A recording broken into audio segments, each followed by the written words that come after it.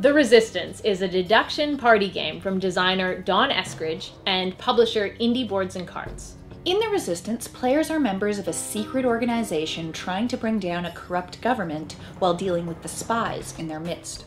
It supports from 5 to 10 players and plays out in only about half an hour. It also comes with an expansion, The Plot Thickens, that's right in the box.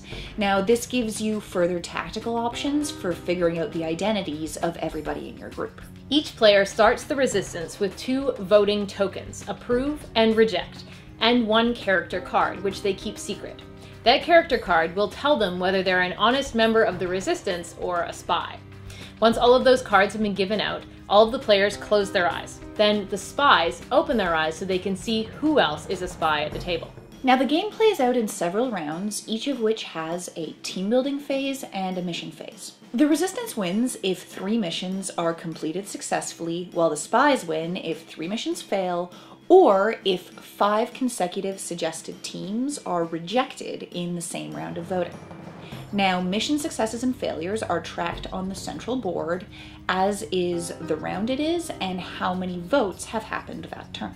At the start of the first round, a leader is chosen randomly. That leader receives team member cards dictated by the mission and what round it is.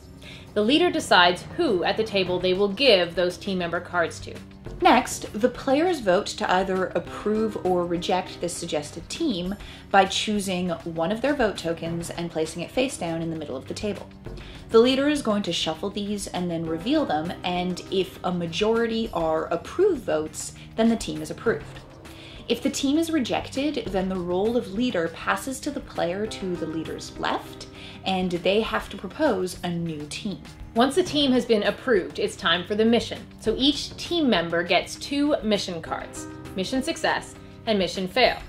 Each of those team members decides which of those cards they're going to play, face down on the table. Once everyone's played, those cards are gathered together, shuffled up, turned over. Now, if all of those cards are success cards, the mission's a success. If only one of them is a failure card, then the mission fails. After the mission, its success or failure is recorded, the round marker is moved up a spot, and the leader role passes to the player to the leader's left. You're going to keep playing in these rounds until one side is the definitive winner. So The Resistance is a great party game. It's light, it's fast, it's quick and cheap, it's easy to set up, and really, really easy to learn. It accommodates up to 10 players, so that means this truly is a party game. You can play it with a massive group, it can be loud, it can be fun. There's a bunch of games that sort of follow this sort of feel of getting together and role-playing, and I really love this kind of game, so I really like The Resistance. However, it can feel a little bit unbalanced sometimes. If you end up being a spy, it could be pretty difficult for you to win, and some people don't like that kind of imbalance in the game. Some people find it challenging. Another con potentially is the fact that you really do need to roleplay to make this game work. So if you have a bunch of friends who you usually play with who don't like that kind of game, this will probably fall flat. And that role-playing is really absolutely key to the success of The Resistance. There isn't a whole lot of game there if the players don't get super involved. It's really more of a framework to facilitate really interesting negotiations and role-playing during that team-building step, which is fundamental to the game. And if people don't really buy into that and get excited about that negotiation, the game is going to fall flat. However, it does a very good job of supporting that with not a lot of fluff text, not a lot of extra material. The art in this game, especially on the character cards, is super evocative.